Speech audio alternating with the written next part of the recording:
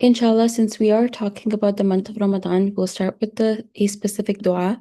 And with that, before that, we will start with the dua of knowledge. Inshallah.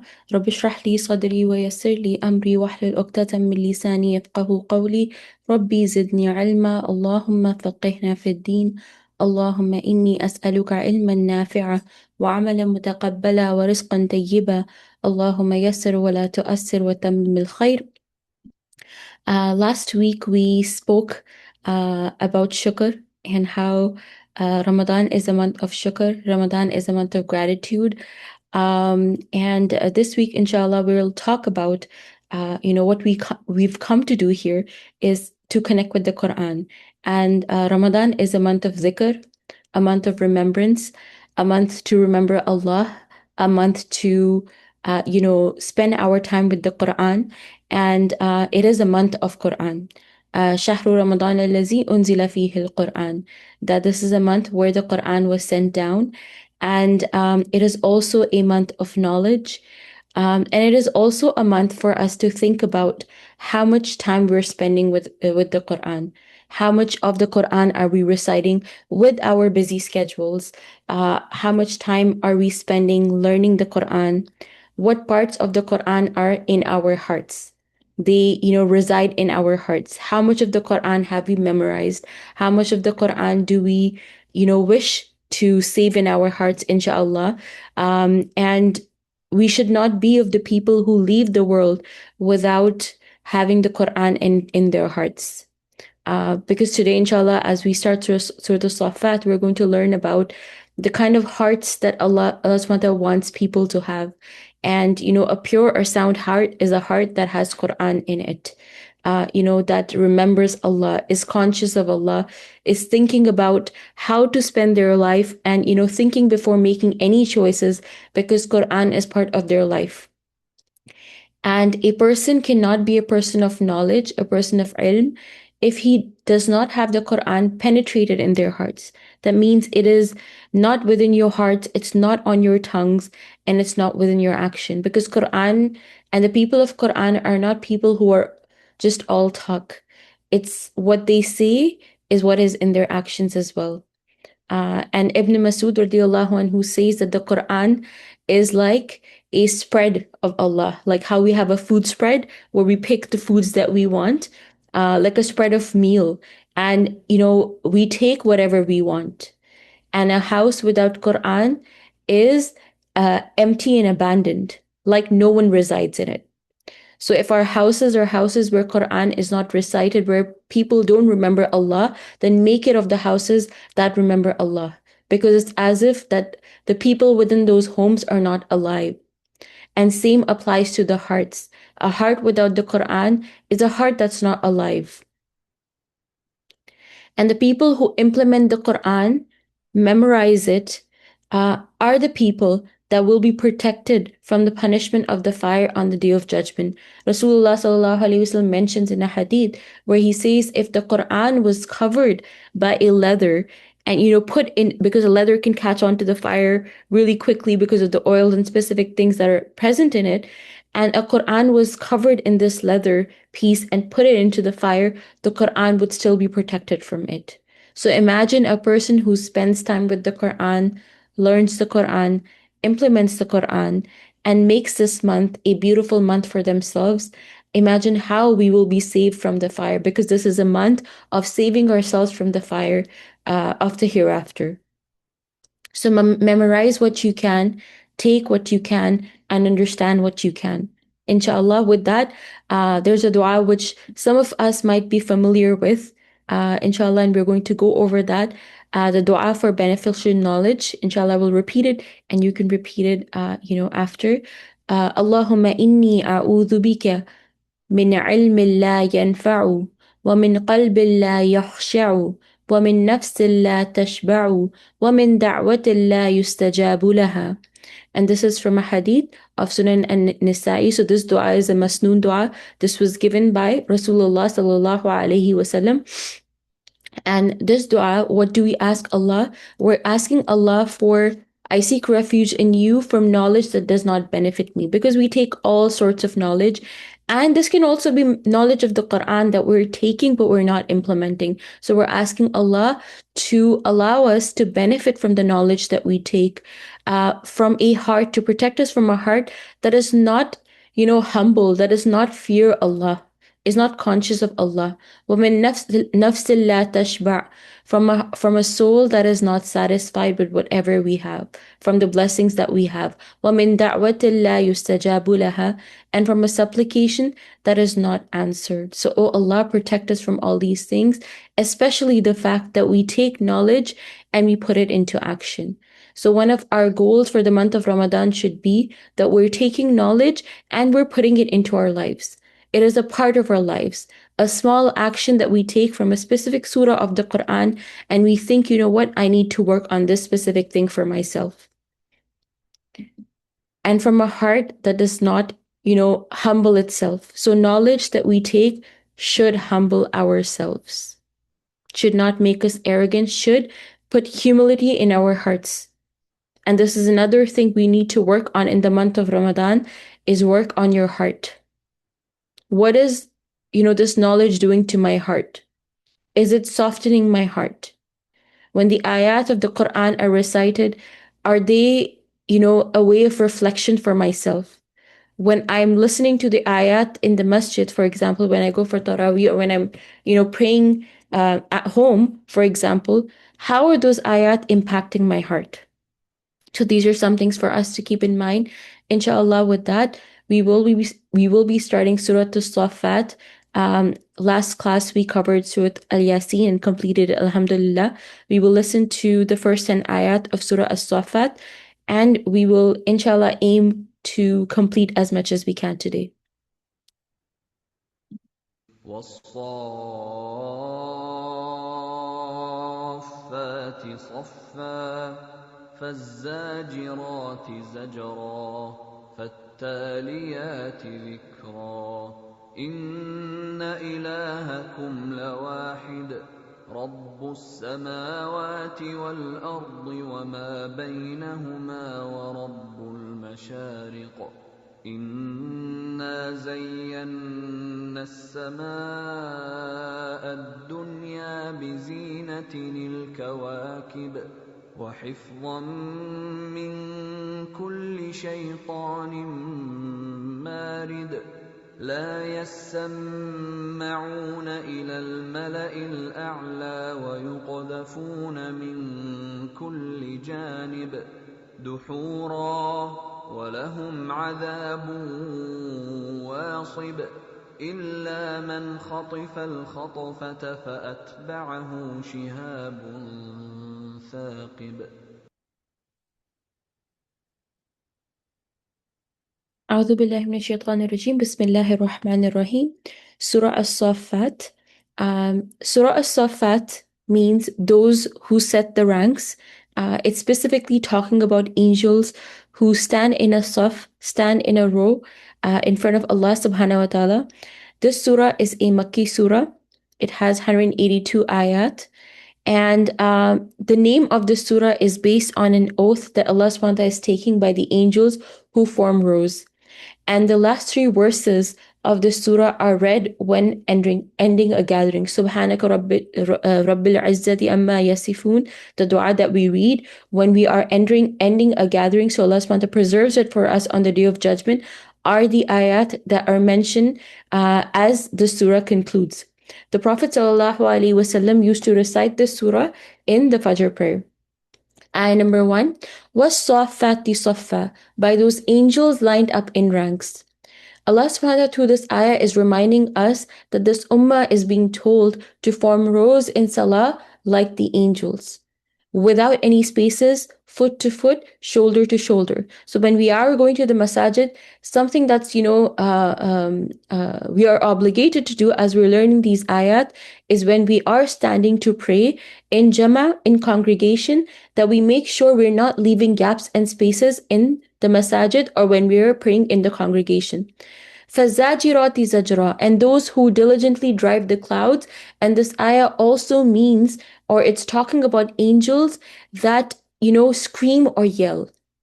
And when do angels yell or scream? The angels yell or scream when they are about to take the souls of the disobedient people. And the angels also are loud when they drag people on the land of Hashr into Jahannam. فَالتَّالِيَاتِ ذِكْرًا, and those who recite the reminder. So Allah is taking an oath by the Quran. The angels that gather when people are reciting the Quran, learning the Quran, understanding the Quran. So the one who learns and recites the Quran and the one who ponders on nature are two people, because this is going to be the upcoming ayat, are two kinds of people who will connect to the Quran. How can we connect to Allah? Two ways of connecting ourselves to Allah. One is through looking at the universe and pondering upon the nature. And the other is through the words of the Quran, because the Quran is the speech of Allah. Ayah number 4, Inna ilahakum lawahid. Surely your God is one. Ayah number 5, Rabbus samawati wal ardi wa ma baynahuma wa rabbul mashariq. He's the Lord of the heavens and the earth and everything in between, the Lord of all points of sunrise. Ayah number 6, Inna zayyana as-samaa dunya bizinatin al-kawakib. Indeed, we have adorned the lowest heavens with the stars of decoration. So what we see in the sky, Allah subhanahu wa ta'ala has beautified that for us to see and for us to ponder upon the beauty and the creation of Allah subhanahu wa ta'ala. Ayah 7, وَحِفْظًا مِّن كُلِّ شَيْطَانٍ مَارِدٍ, and for protection from every rebellion devil. So the stars also do another job, which is when we see the shooting stars, for example, they are to stop the shayateen from reaching the heavens. Ayah 8, لا يسمعون إلى الملأ الأعلى ويقذفون من كل جانب, and they cannot listen to the highest assembly of angels, for they are pelted from every side. So when the shayateen, at the time of revelation of the Quran to Rasulullah sallallahu alaihi wasallam, they used to try going closer to the heavens to listen to what's happening up in the heavens, in the seventh heavens. And there were specific angels that were as guards in the sky, that they would pelt those shayateen and push them away.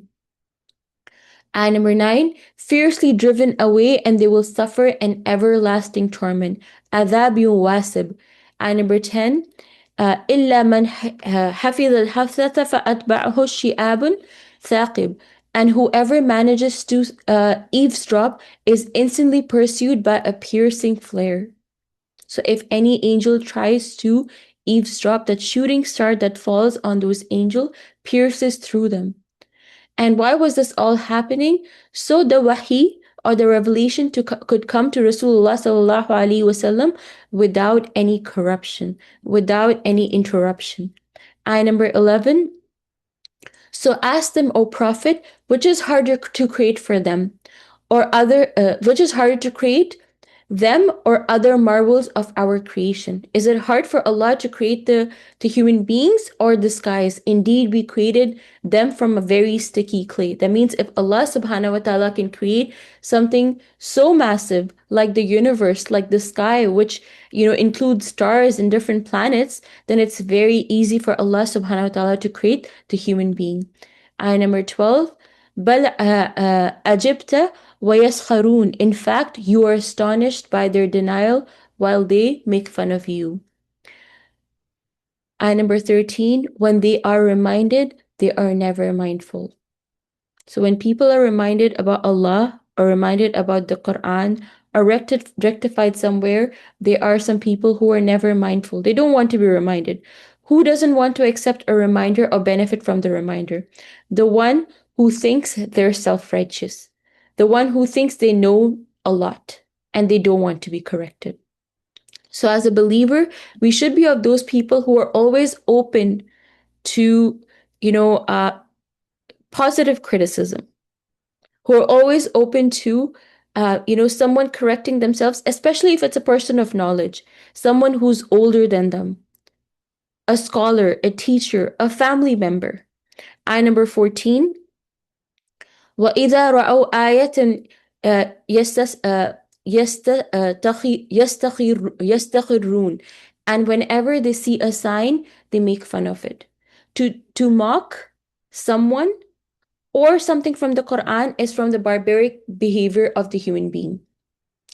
People make fun of others in worldly terms, and especially when it comes to the deen. So if we are of people who are always mocking others and making fun of others, then we need to know that this is the behavior of the people of Jahiliyyah, the people who don't possess any intellect, the people without Quran.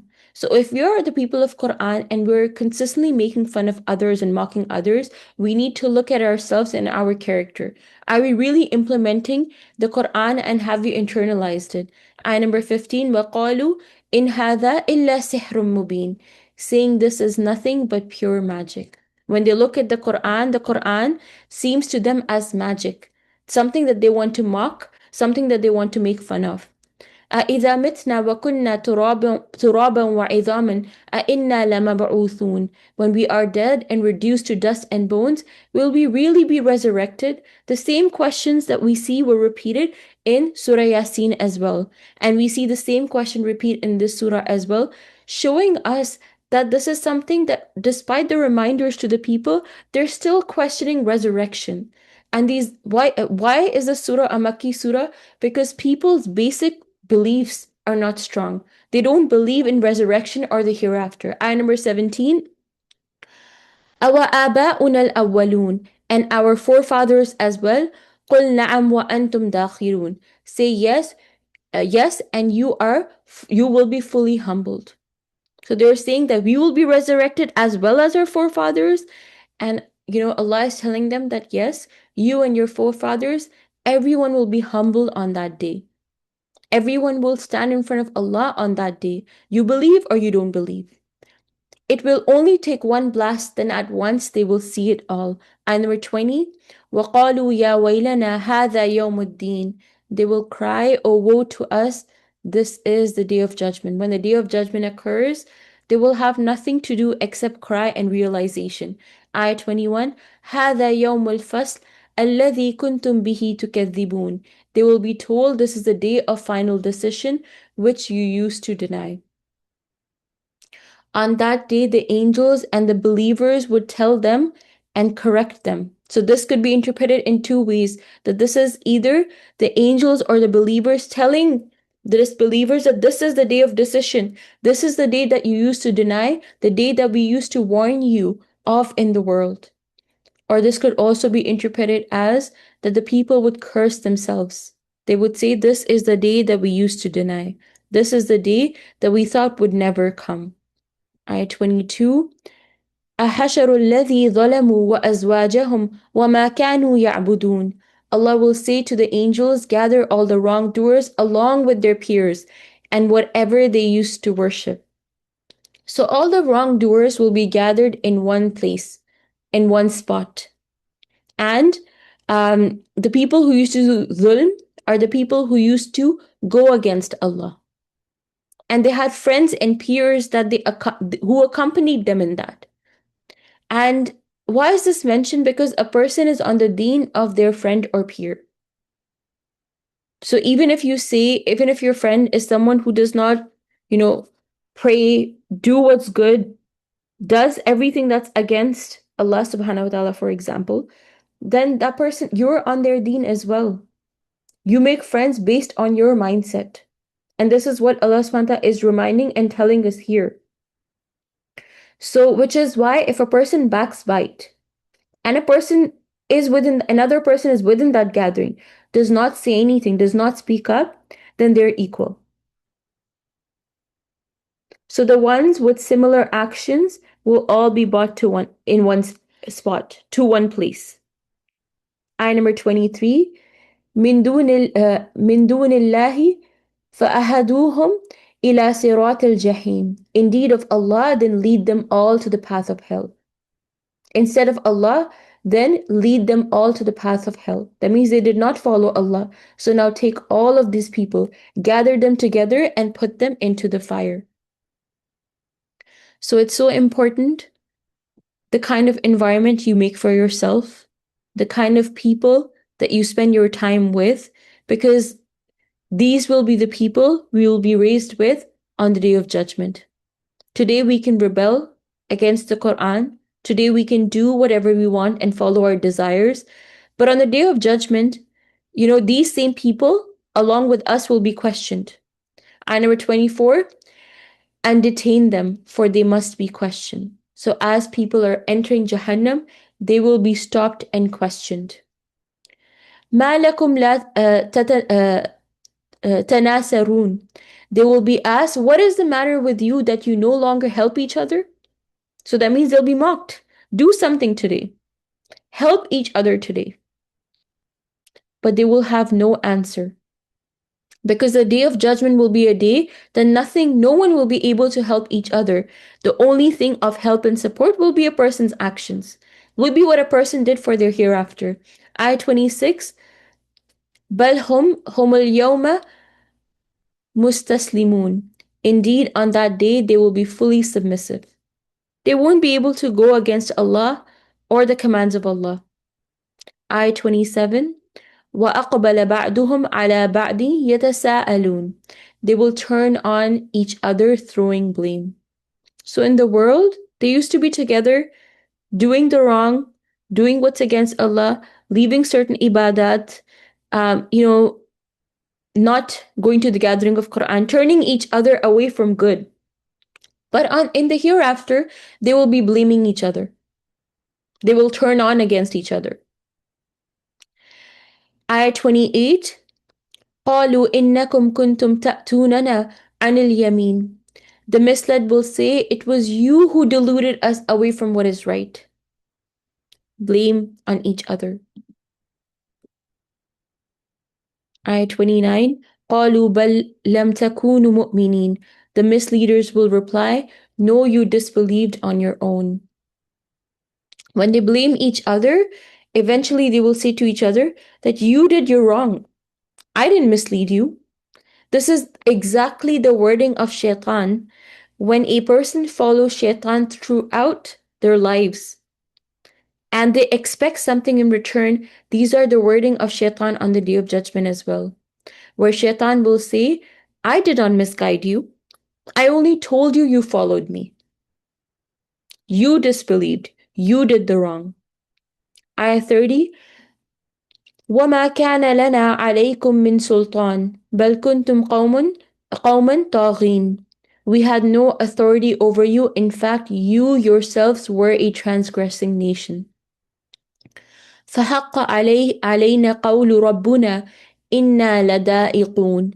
The decree of our Lord has come to pass against us all. We will certainly taste the punishment. They realize that they will face the punishment. They have no other way out.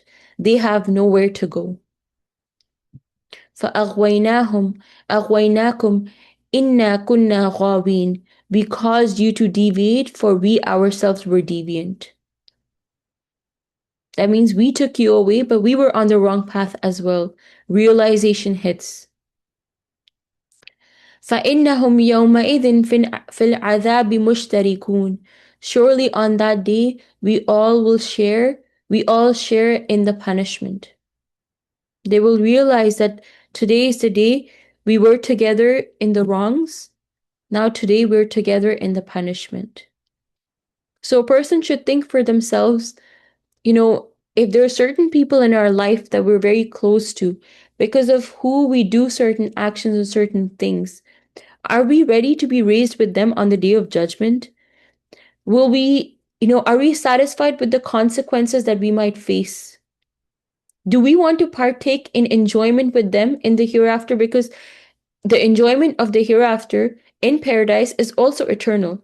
Or are we ready to partake with them in the punishment? Ayah 34, إِنَّا كَذَلِكَ نَفْعَلُ بِالْمُجْرِمِينَ. This is certainly how we deal with the wicked. On that day, there will be no forgiveness for the disbeliever. Forgiveness, the door of forgiveness close at the time of death. And this will be a person's result based on their disobedience in the world over the obedience of the commands of Allah for their hereafter. So this is nothing but a result of how a person lived their life, where they put their efforts.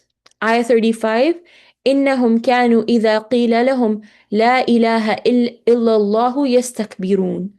For whenever it is said to them in the world, there is no God worthy of worship except Allah, they acted arrogantly. They wouldn't follow the Prophet. As for that, they would have to lower themselves, especially the people of Makkah, for example. Why did they not follow the Prophet? Because they would have to leave their leadership. The leadership or this leader that they felt like, this royalty that they had, they would have to lower themselves in front of another human being. They would have to give up some comforts of the world that they really wanted. Certain way of living your life, certain clothing, certain speech, certain friend groups, certain jobs. Arrogance is the root cause of many illnesses. Ayah number 36, وَيَقُولُونَ أَإِنَّا لَتَارِكُو آلِهَتِنَا لَشَاعِرٌ مَجْنُونَ, and argued, should we really abandon our gods for a mad poet? That's what they used to call Rasulullah sallallahu alaihi wasallam. بَلْ جَاءَ بِالْحَقِّ وَصَدَقَ الْمُرْسَلِينَ. In fact, he came with the truth, confirming earlier messengers. Ayah 38, إِنَّكُمْ لَذَائِقُو الْعَذَابِ الْأَلِيمِ. You will certainly taste the painful punishment. وَمَا تَجْزَوْنَ إِلَّا مَا كُنْتُمْ تَعْمَلُونَ, and will only be rewarded for what you used to do. So the punishment is a reward for every action that we performed in this world. So it's justice on the day of judgment. We're getting a result of what we did in this world. Ayah 40, إِلَّا عِبَادِ اللَّهِ الْمُخْلَصِينَ, but not the chosen servants of Allah. The chosen servants of Allah will be protected from such punishment, will be protected from such a bad ending. And who are the chosen servants of Allah? The one who prioritized Allah in their lives. Allah subhanahu wa ta'ala was all the way at the top. They didn't stop living their lives, but they knew in every aspect of their life the priority is Allah. And when a person prioritizes Allah in their lives, Allah prioritizes those people for His mercy. And when people have Allah's mercy, that means, inshallah, their end will be Jannah. Inshallah, there will be of people who are filled with blessings in this world and in the hereafter. Ayah 41, أُولَٰئِكَ لَهُمْ رِزْقٌ مَعْلُومٌ. They will have a known provision. فَوَاكِهَ وَهُمْ مُكْرَمُونَ. Fruits of every type, and they will be honored. So not only fruits, not only food, they will also be given a lot of respect, a lot of honor in the hereafter. They will be honored in the hereafter for what they used to do. It's not necessary that just because you are a person of Allah, a person of Quran, you're getting the due respect that you should. Sometimes there could be people that disrespect you. You could have the opposite reaction of what you expect. But Allah is saying in the hereafter, this is one of the rewards. With tasteful food, you're also going to be honored. Ayah 43, في جنات النعيم, in gardens of bliss, على سرر متقابلين, facing each other on thrones. يطاف عليهم بكأس من معين, a drink of pure wine will be passed around to them from a flowing stream. A wine that is not intoxicating or that does not cause headaches. Crystal white, delicious to drink. Ayah 47, لا فيها غول ولا هم عنها ينزفون. It will neither harm them nor will they be intoxicated. وعندهم قاصرات الطرف العين, and with them will be maidens of modest gaze and gorgeous eyes. So such people, this is obviously especially for the men, that they would get beautiful women of modest gaze and gorgeous eyes in the hereafter as a result of righteousness. And this also shows us that the best quality of a woman that is being mentioned here is that she lowers her gaze. And her gaze is preserved for something that's halal, for her husband, for example. كأنهم بيض مكنون, as if they were pristine pearls. So these women will be protected. Their skin would be soft and white, like the skin present outside a boiled egg. If you've seen a boiled egg and you peel it off, it's very soft and very pure. Ayah 50, فَأَقْبَلَ بَعْدُهُمْ عَلَى بَعْدٍ يَتَسَاءَلُونَ. Then they will turn to one another inquisitively. The people of Jannah will now start a conversation. As they're having food, as they're enjoying themselves, and they've gotten, the good news of Jannah, the luxuries of Jannah, they start to check in with each other. They start to have a conversation. Just how you go to a gathering and the first thing you do is you take some food. And then when you sit on your tables, you start to now interact with the people. Ayah 51, قال قائل منهم إني كان لي قرين. One of them will say, I once had a companion in this world. I had a friend who I don't see here.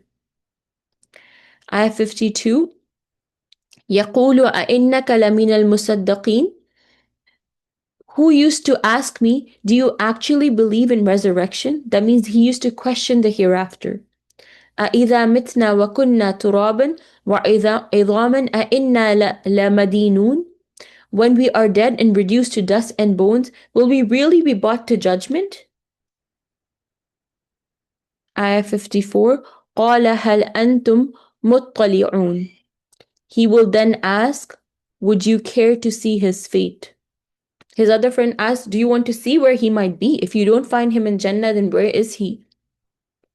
Ayah number 55, فَأَطَلَّ فَرَأْهُ فِي سَوَاءِ الْجَحِيمِ. Then he and the others will look and spot him in the midst of hellfire. Because they will look all around Jannah and they don't see this one person. They don't see this one person that possibly was trying to misguide them. In the hereafter, a person's hearing and sight will be heightened. So no matter what level of Jannah they will be in, they will able to see far and wide. So this is also describing a person who is sitting at a higher level of Jannah and they're looking for this friend. But they will find this friend, this person, in the midst of hellfire. قالت الله إن كدت. He will then say, by Allah, you nearly ruined me. He will look at this person and think that Alhamdulillah, I'm in Jannah. If I spent more time with this person, if I followed this person, I would be of the ruined people. Ayah 57, وَلَوْلَا نِعْمَةُ رَبِّي لَكُنْتُ مِنَ الْمُحْضَرِينَ. Had it not been the grace of my Lord, I too would have certainly been among those brought to fire. That means this is the blessing of Allah that I made it to Jannah.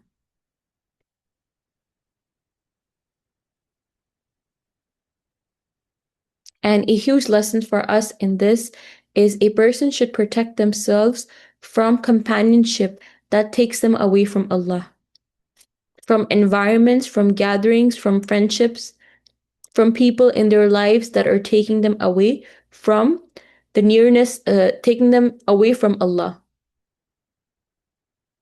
creating distance between them and Allah subhanahu wa ta'ala, making you fall short of your ibadah.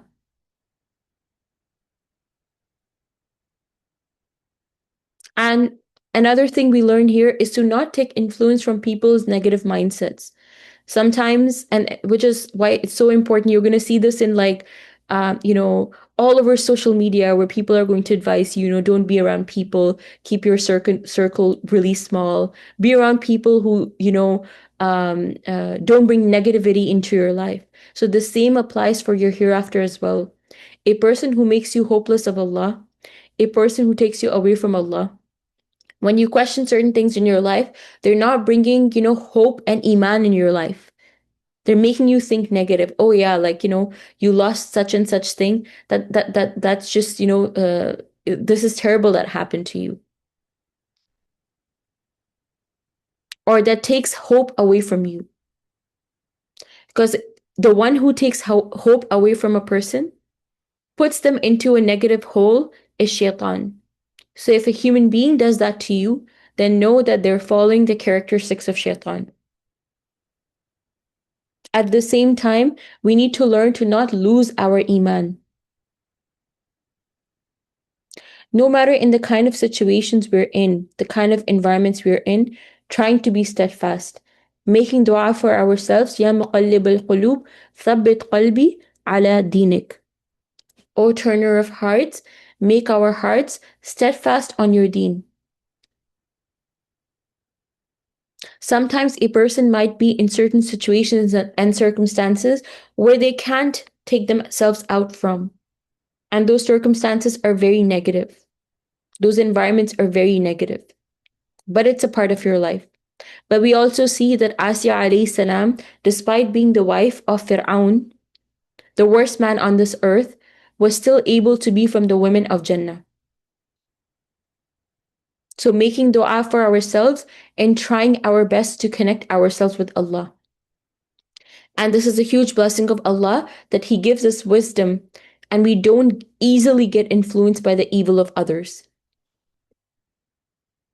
Ayah 58, أَفَمَا نَحْنُ بِيَمِيتِينَ.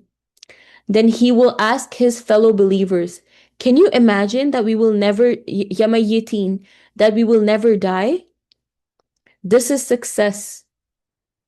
Eternity in Jannah, realizing that there is no more death, no more pain, no more accountability, no more worrying, just relaxation. We're filled with many worries in this world. It could be the worry of our future, what tomorrow would look like. It could be worry regarding deen. With every stage of life, when a person is a student to when you become, a working person to when you're married and when you have children, the worries continue. They don't stop. What you worry about is important. What you make priority is important.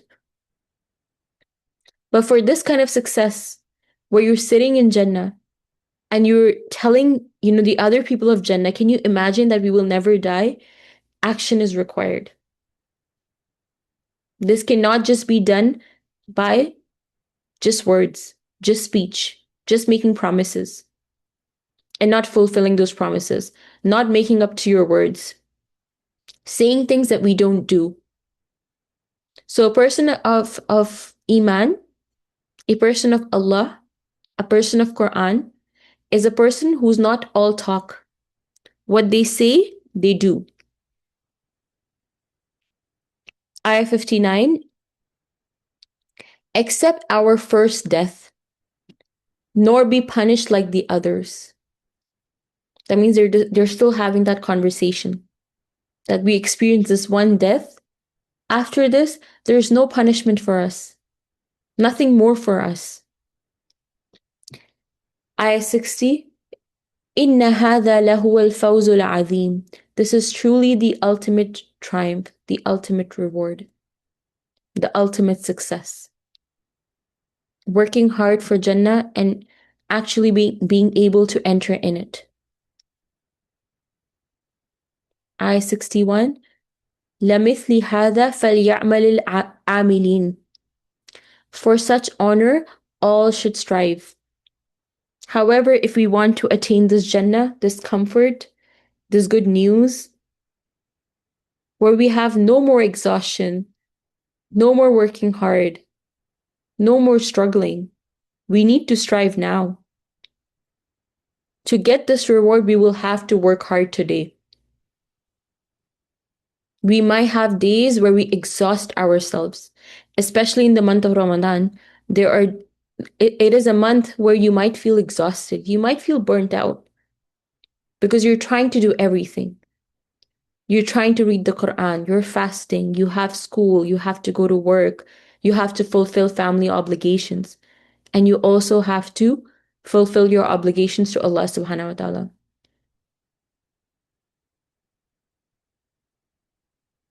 And that is okay because this is a month of striving. When a person enters Jannah in the hereafter, the exhaustion that they felt in the world will be forgotten once they experience Jannah, once they get a little bit taste of what Jannah feels like. And successful is the one who is able to curb their desires. For the sake of Allah, you stop yourself from wrong. You want to say certain things, but you stop your tongue. You want to perform certain actions, but you stop your limbs. You want to look at certain things, but you stop your eyes. And Ramadan is the best time to train ourselves, to train our nafs, to curb these desires. Allah subhanahu wa ta'ala, it's from His mercy that He's given us this time to work on ourselves.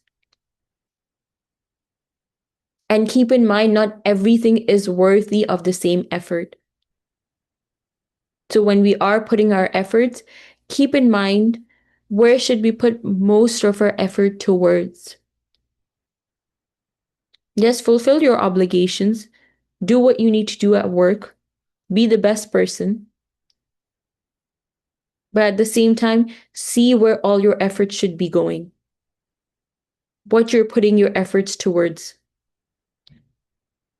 Because this comfort, this moment of relaxation, only comes with striving now, putting the efforts now, struggling now, sometimes even exhausting ourselves now.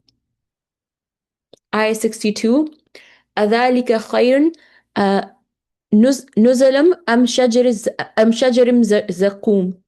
Is this bliss a better accommodation or the tree of Zaqum? The tree of Zaqum is a tree that's in the lowest levels of hellfire that will be provisioned for the people of fire. So now Allah subhanahu wa ta'ala draws a comparison that all this bliss and comfort and us relaxing and reclining on the sofas and talking to each other and, just remembering that, if I was with this person and such person, Alhamdulillah, Allah has protected me. Having this conversation versus having Zaqum as your accommodation. Ayah 63, Inna ja'alnaha fitnatan lil-zalimin. We have surely made it a test for the wrongdoers. Ayah 64, Innaha shajaratin takhruju fi aslil jahim. Indeed, it is a tree that grows in the depths of the hellfire. Ayah 65, Tal'uha ka'annahu ru'us shayateen.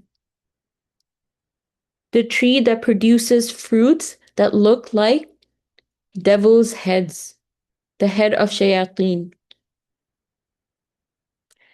فَإِنَّهُمْ لَآكِلُونَ مِنْهَا فَمَالِئُونَ مِنْهَا الْبُطُونَ. The evildoers will certainly be left to eat from it, filling up their bellies, because they will be hungry. They will be thirsty. The people of hellfire will still need something to eat. But what they would be given is a tree of hellfire, fruits of fire, and on top of that, boiling water. ثم إن لهم عليها لشوبا من حميم. Then on top of that, they will be given a blend of boiling drink. The way this tree would be, very thorny and sharp. So the branches of this tree would pierce through the insides of a human being, the intestines of a human being. And when, a person's stomach is already destroyed and boiling on the inside, when they're thirsty, they want to quench their thirst, they will be given boiling water.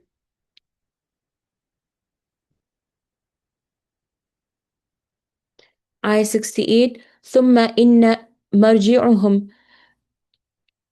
Then they will ultimately return to their place, مَرْجِعُهُمْ لِآلِ الْجَحِيمِ, in hellfire. So it's not that, they will eat and drink from the worst of the worst and they will be put back into Jannah. They will return to their home in Jahannam. Punishment, terrible food, and then back into the fire. And then this will repeat. Ayah 69. إنهم لأوفوا آباءهم الضالين. Indeed, they found their forefathers as astray as well. Why are these people in the fire? Because they continued to follow what their forefathers were doing. And many times what children do, and this is how Allah SWT has created children, is we do what we see the adults in our home do as well. We go by action, not by words. So maybe certain times, if we see certain actions that we question or do not make sense, the best thing to do is to connect to the Quran. See what the Quran is telling us about those actions. This is the best kind of guidance Allah SWT has given us.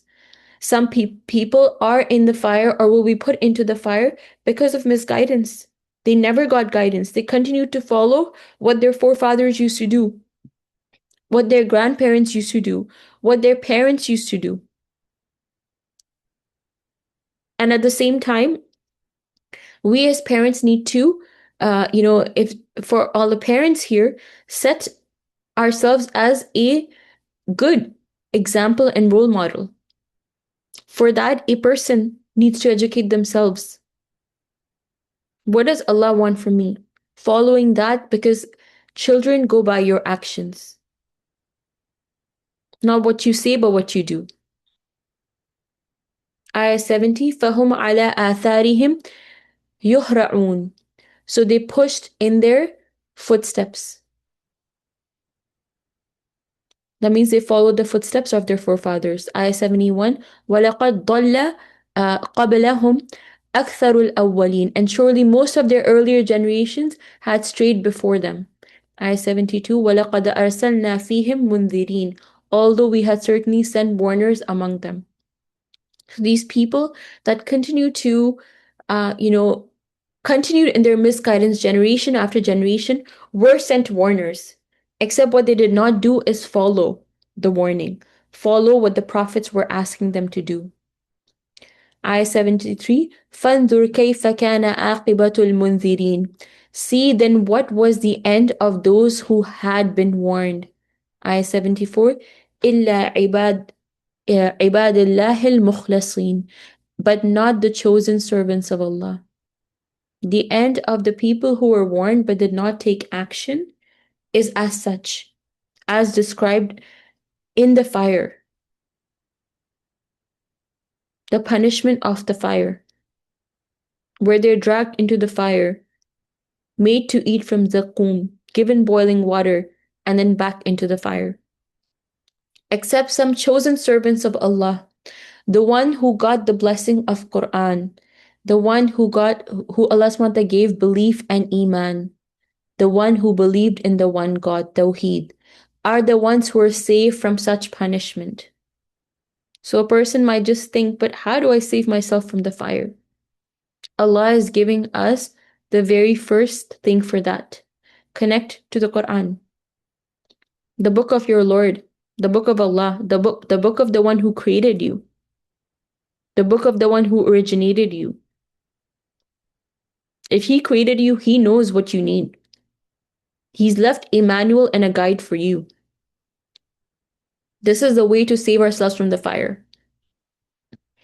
Ayah 75, وَلَقَدْ نَادَانَا نُوحًا فَنِعْمَ الْمُجِيبُونَ.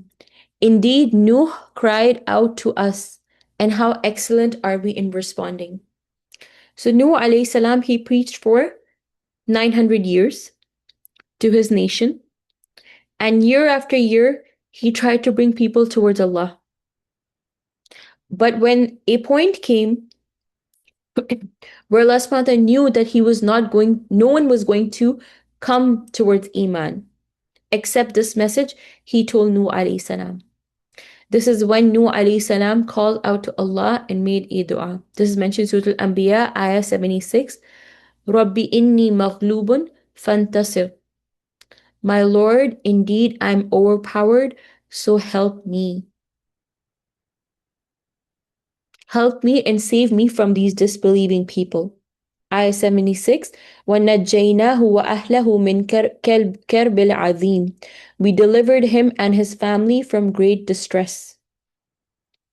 Ayah 77. وَجَعَلْنَا ذُرِّيَّتَهُ هُمُ الْبَاقِينَ. And made his descendants the sole survivors.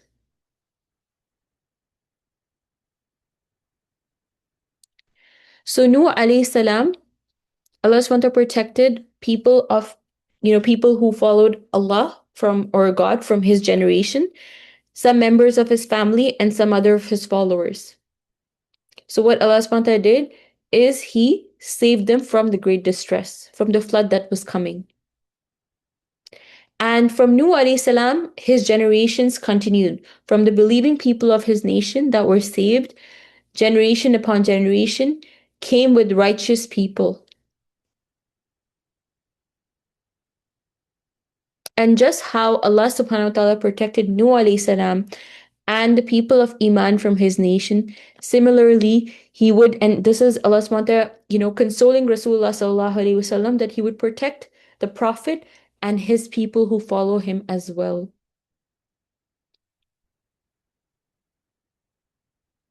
And Allah subhanahu wa ta'ala protect, or He accepted the dua of Nuh alayhi salam. Imagine the kind of dua Nuh alayhi salam must be making at this point. What state would he be in? Completely broken. He's preached for so many years. Got so much backlash from the people. Did everything with so much patience for the sake of Allah, but he's broken. He's exhausted. And he has no hope in anything else. When a person makes a dua in such a state to Allah, Allah accepts it. Because this person makes a dua with a lot of sincerity, with a lot of belief. And they find Allah subhanahu wa ta'ala close to them. And no one is protected from the trials that we face in this world.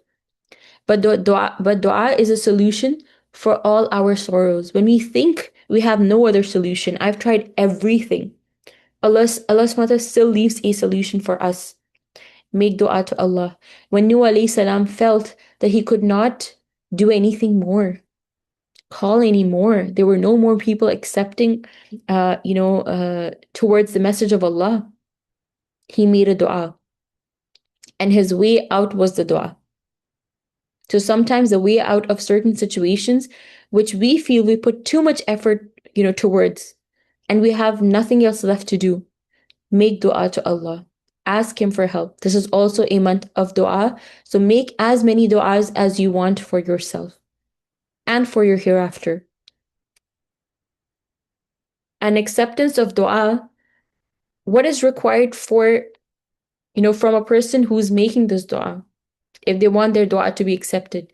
A pure heart, a clean heart, reliance upon Allah, certainty that this will happen. Allah will accept my dua, having good hope of Allah.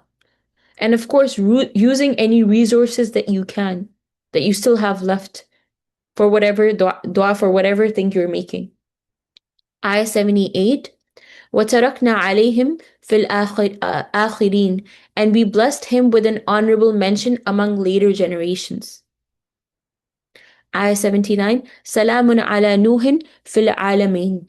Peace be upon Nuh among all people. That means Allah SWT blessed him with a good remembrance. To this day, no one remembers Nuh alayhi salam in anything evil or bad, or criticizes the prophets. They remember the prophets. If we're remembering these prophets, we're remembering them in good words. Allah has honored all these prophets to this day. Ayah 80. إِنَّ كَذَلِكَ نَجْزِ الْمُحْسِنِينَ. Indeed, this is how we reward the good doers. That Allah SWT mentions them in good words, puts love for these people in the hearts of others. إِنَّهُ مِنْ عِبَادِنَا الْمُؤْمِنِينَ. For he was truly one of our faithful servants. So Nuh alayhi salam had many different qualities, but Allah SWT describes him as a believer, because to Allah this is the best quality to have. The believer means a person with iman, strong iman, good iman. The more the iman, the better a person's action. When you learn the Quran and you feel like your iman is increasing, you want to do more. Your heart moves. It wants you to take action. So the better the iman, the more the action, and the better the reward. And why should a person increase their iman? Learn more and more, connect more to Quran, because Quran is a source of increasing of iman, so that a person can fulfill all their obligations, the obligations they have towards people and the obligations they have towards Allah in the most perfect manner, with lots of goodness, with lots of sincerity, with good intention. And it works both ways. When a person does khair or any act of goodness, you help out with iftar, you serve your parents, you're good to your spouse, you're good to your children, you're good to your family members, you help someone, you spend in charity. All of these actions also increase our iman. And at the same time, increase your iman so you can perform these actions. Ayah 82. ثم أغرقنا الآخرين. And then we drowned the others. So the people of Nuh alayhi salam, Nuh alayhi salam and his people were saved, and the remaining, the disbelievers were drowned. وَإِنَّ مِنْ شِيعَةٍ لِإِبْرَاهِيمَ. And indeed, one of those who followed his way was Ibrahim alayhi salam. Ibrahim alayhi salam also did the same, also was sincere in this in the way of Allah subhanahu wa ta'ala. Ayah 84. إِذْ جَاءَ رَبُّهُ بِقَلْبٍ سَلِيمٍ. And when he came to his Lord with a pure heart, a sound heart. Heart is something that's really vast, can possess and hold a lot of things. It is also sometimes compared to the sea, the vastness of the sea. Lots of emotions reside in the heart. Emotions of happiness, sorrow, pain are all felt here. And iman, nifaq, which is hypocrisy, and shirk can all also reside in the heart. But Allah subhanahu wa ta'ala here is talking about the best kind of heart. A heart that is more closer to goodness and away from evil. That means you might have evil thoughts, but you're more inclined towards goodness. This is a qalbin salim. This is a pure heart. A heart that loves Allah. A heart that submits to the commands of Allah when they come to Him. A heart that's well-wishing for others is a qalbin salim. A heart that is pure from negativity and bad akhlaq is a sound heart. And a pure heart, a sound heart is one of the ways to free ourselves from the fire. A person with a pure heart will automatically do more khair, will do more good. Ayah 85, إِذْ قَالَ لِأَبِيهِ وَقَوْمِهِ مَاذَا تَعْبُدُونَ. He said to his father and his people, what are you worshipping? He questions them. أَإِفْكًا آلِهَةً دُونَ اللَّهِ تُرِيدُونَ. Is it false gods that you desire instead of Allah? He questions again. He's seeing his father worship idols and he's questioning him. فَمَا ظَنُّكُمْ بِرَبِّ الْعَالَمِينَ.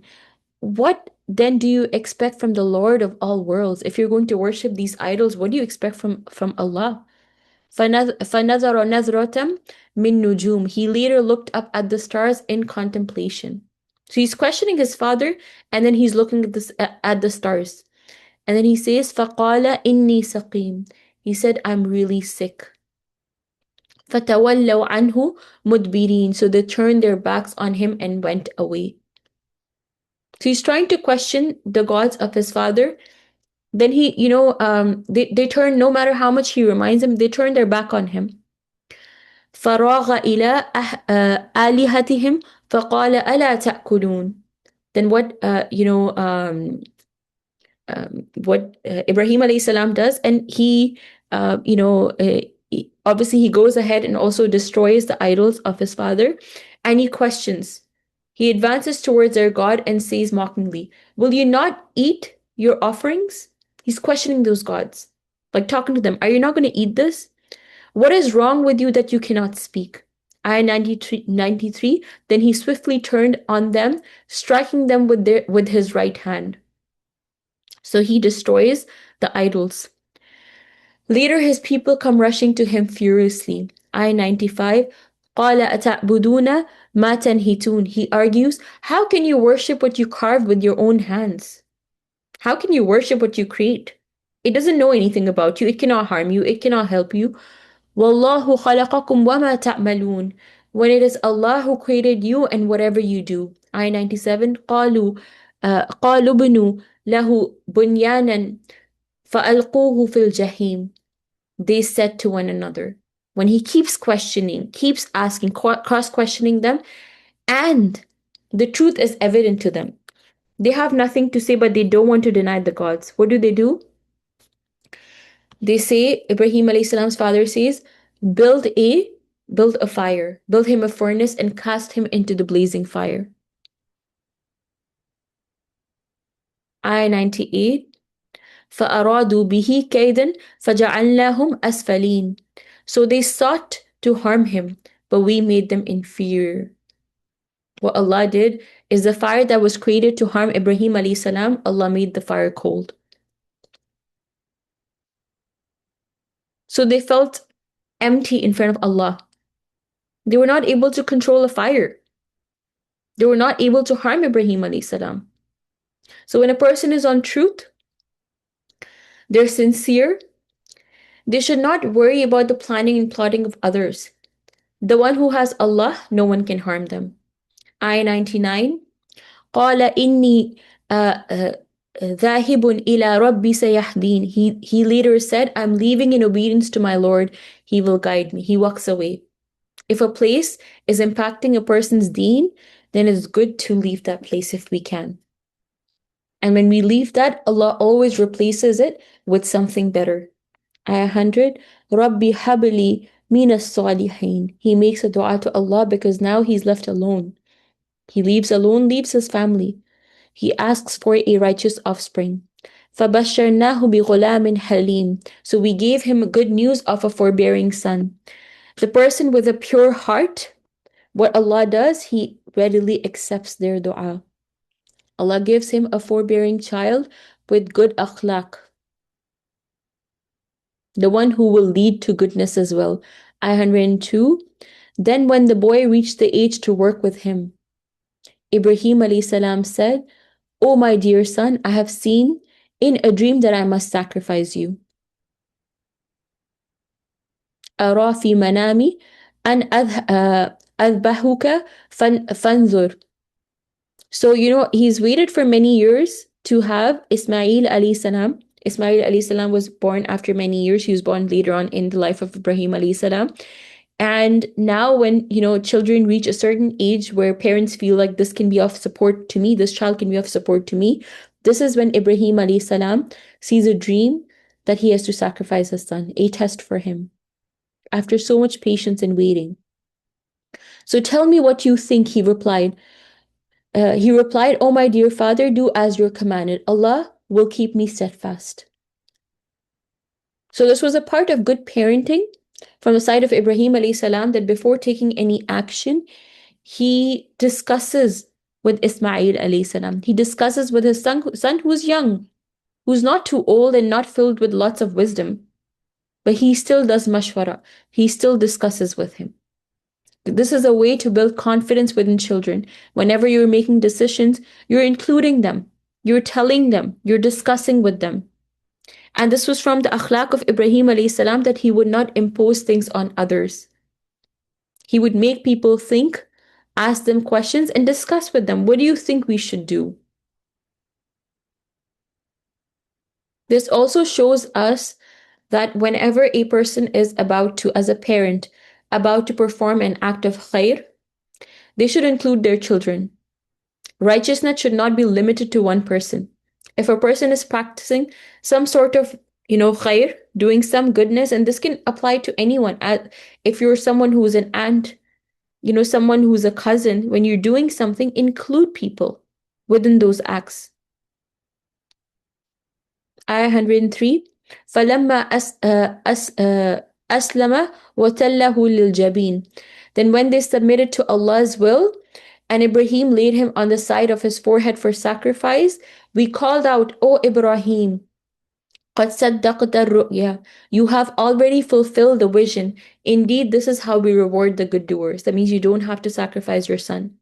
So this is from the sunnah of Allah subhanahu wa ta'ala, that when He tests you, He also removes the test from you. He takes you away from the test as well. He relieves you as well. And a person should always expect good from Allah. Ayah 106. In hadha lahul bala'um mubin. That was truly a revealing test. And we ransomed his son with a great sacrifice. And Ibrahim alayhi salam, he passed the test. And from passing the test, Allah SWT also set a sunnah for us, the sacrifice of a ram at the time of Eid al-Adha. Ayah 108. وَتَرَكْنَا عَلَيْهِ مِنَ الْآخِرِينَ. And blessed Ibrahim with honorable mention among the later generations. So during Hajj, the story of Ibrahim alayhi salam repeats every year. People learn about it and have his mention. Ayah 109. Salamun ala Ibrahim. Peace be upon Ibrahim. Ayah 110. كَذَلِكَ نَجْزِي الْمُحْسِنِينَ. This is how we reward the good doers. And we are here being motivated through Ibrahim alayhi salam. That when a person does something with sincerity, how Allah SWT preserves that action. You have good intention, you're doing it solely for Allah, then Allah preserves those actions. And a muhsinin is someone who does all tasks to a level of excellence. You try to do it in the most perfect and best manner. And muhsinin is also someone who does an action with love. Ayah 111. Innahu min ibadina al-mu'minin. He was truly one of the faithful servants. Ayah 112. وَبَشَّرْنَاهُ بِإِسْحَاقَ نَبِيًّا مِنَ الصَّالِحِينَ. We later gave him the good news of Ishaq, a prophet and one of the righteous. From Ismail alayhi salam came Rasulullah sallallahu alayhi wasallam, and from Ishaq alayhi salam came Yaqub alayhi salam. Ayah 113. وَبَارَكْنَا عَلَيْهِ وَعَلَى إِسْحَاقَ وَمِنْ ذُرِّيَّتِهُمَا مُحْسِنٌ وَظَالِمٌ لِنَفْسِهِ. And we blessed him and Ishaq as well. Some of their descendants did good, while others clearly wronged themselves. So of course, the descendants of Ibrahim alayhi salam, they had lots of goodness come from them, but there were also some who were of the wrongdoers, like the people of Bani Israel. So righteous people can also have some people from their generations who are not believing. Ayah 114. وَلَقَدْ مَنَنَّا عَلَى مُوسَى وَهَارُونَ. And we certainly showed favor to Musa and Harun, and delivered them and their people from the great distress, delivered them or protected them from the tyranny of Fir'aun and him killing children and his injustices. Ayah 116. وَنَصَّرْنَاهُمْ فَكَانُوا هُمُ الْغَالِبِينَ. And we helped them, so it was they who prevailed. Ayah 117. وَآتَيْنَاهُمَا الْكِتَابَ mustabin, and we gave them a clear scripture. So before Tawrah, Musa alayhi salam also received some other scriptures, some other suhuf. Ayah 118. وَهَدَيْنَاهُمَا الصِّرَاطَ الْمُسْتَقِيمِ. And we guided them to the straight path. Allah SWT guided Musa alayhi salam, Harun, and generations to them through the straight path. And this is a blessing of Allah, that one is able to walk on the straight path, gets the guidance from Allah as to what they should do in terms of their hereafter. And this is how a person is also saved in the hereafter, that they walk on the straight path. Sirat al-Mustaqim. 119. And we blessed them with honorable mentions among later generations. So all of the prophets, because of their actions, because of their sincerity, because of their sacrifices, were blessed with an honorable mention among the latter generations. Salamun ala Musa wa Harun. peace be upon Musa and Harun. So the one who walks on the path of the prophets will get the same kind of reward.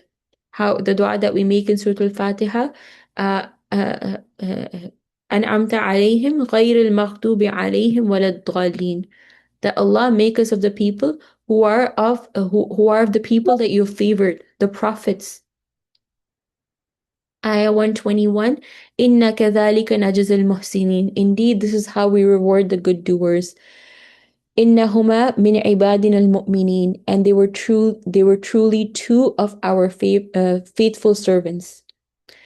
وَإِنَّ إِلْيَاسَ لَمِنَ الْمُرْسَلِينَ, and Ilyas was indeed one of the messengers. So Allah SWT also sent another prophet whose name was Ilyas, and he was also sent to Bani Israel. He was from the children of Harun alayhi salam.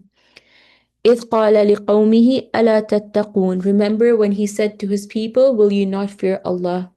أَتَدْعُونَ بَعْلًا وَتَذَرُونَ أَحْسَنَ الْخَالِقِينَ, do you call upon the idol of Baal or and abandon the best of creators? So Allah is telling us here, why turn to anyone other than the one who brings khair into your life and the one who protects you from harm? Allah, your Lord, and the Lord of your forefathers. So the Rabb who brought you into the world but did not abandon you. Allah is the Rabb who brought you into this world but did not abandon you.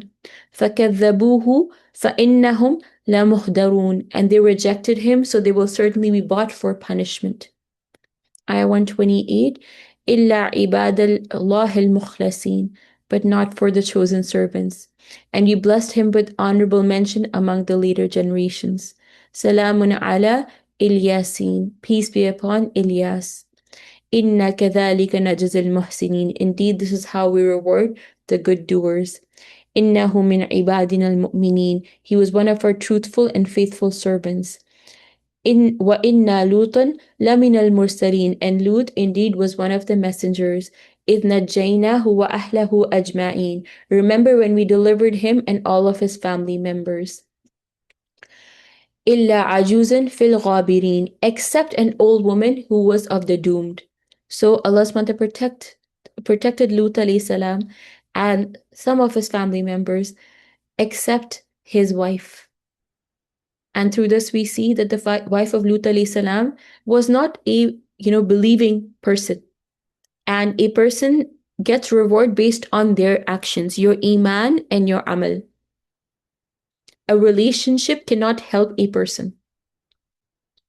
Yes, if that relationship is based on deen and you're supporting each other for your deen, then it might be of support. But a person will be judged based on their own actions, even if it's the wife of a prophet, but she's not believing. Ayah 136, ثُمَّ دَمَّرْنَا الْآخَرِينَ, then we utterly destroyed the rest. The people of Sodom, which is the people of Lut alayhi salam, they and their people were destroyed. Their city was turned over completely. وَإِنَّكُمْ لَتَمُرُّونَ عَلَيْهِمْ مُصْبِحِينَ, and the Meccans certainly passed by their ruins day. وَبِاللَّيْلِ أَفَلَا تَعْقِلُونَ, and the night will you not then understand?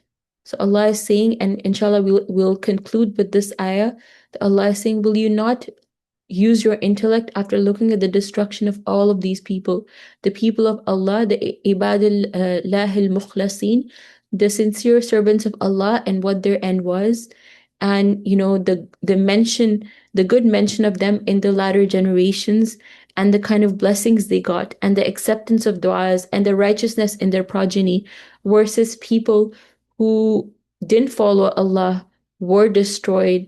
Today, we don't even see their ruins. Nothing is left of them. So are you not going to use your intellect and see which is the right way and choose the way for yourself? Choose guidance for yourself. So not using your intellect takes a person towards misguidance. That means you are very intelligent, you have the intellect, but you don't use it to ponder the book of Allah or reflect upon the ayat of the Quran. So Ramadan is a month to reflect. Use this time to think about what you learn and how you can implement anything that you learn in your lives, inshallah. With that, I do want to mention that Ramadan is also, as we continue this, is a month of sadaqah. Inshallah, we are continuing. If Sister Isha can just share, I think next slide. We are continuing collecting our Ramadan ration packages, and inshallah, we on this weekend we will do our first round. We will conduct our first round of distribution for the Ramadan ration packages. We will also share pictures eventually with all of the people within this group. So this is your chance. Sadaqah is a source of removing. We saw a lot of trials and tests and difficulty come upon the prophets and the people of Allah and the disbelieving people. So sadaqah is actually a way of removing difficulties and tests and trials from a person's way. So when we think, if we think we're stuck somewhere, a situation is stuck, something is not moving for us, something is not working out for us, or difficulty upon difficulty is coming for us, this is the best way to remove that difficulty from your path. Donate and support the people who can benefit from this today. And, also avail their du'as, because Ramadan is a month of du'as. Imagine not only making dua for yourself, but people making dua for you. Every person who has their suhoor and iftar from your contribution is going to give du'as to you. So put your share, um, donate in this month, do your sadaqah. This is a month of sadaqah, a month of removing, trials and tribulations. And sadaqah is also a way to save yourself from the fire. We spoke a lot about freeing ourselves from the fire. This is a way to remove yourself from the fire. So inshallah, we would like if any sisters want to put in their contribution for our first round. We're going to do 2 rounds of these Ramadan packages. The first round will be conducted on this weekend. So if you want to put your share within today and tomorrow, I encourage all the sisters, put your share. May Allah subhanahu wa ta'ala accept all the khair that you're doing in this month.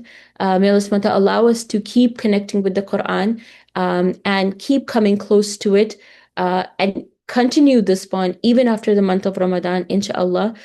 With that, we will conclude here. Jazakumullah khairan to all the sisters. May Allah subhanahu wa ta'ala bless your day and bless your fast and bless all your ibadah, today and in the coming week. We will end here. Subhanakallahumma bihamdika. نشهد أن لا إله إلا أنت نستغفرك ونتوب إليك. Before we come to an end, if any sisters want to share anything that they learned, anything they reflected upon, sisters can either unmute themselves or put it in the chat, inshallah.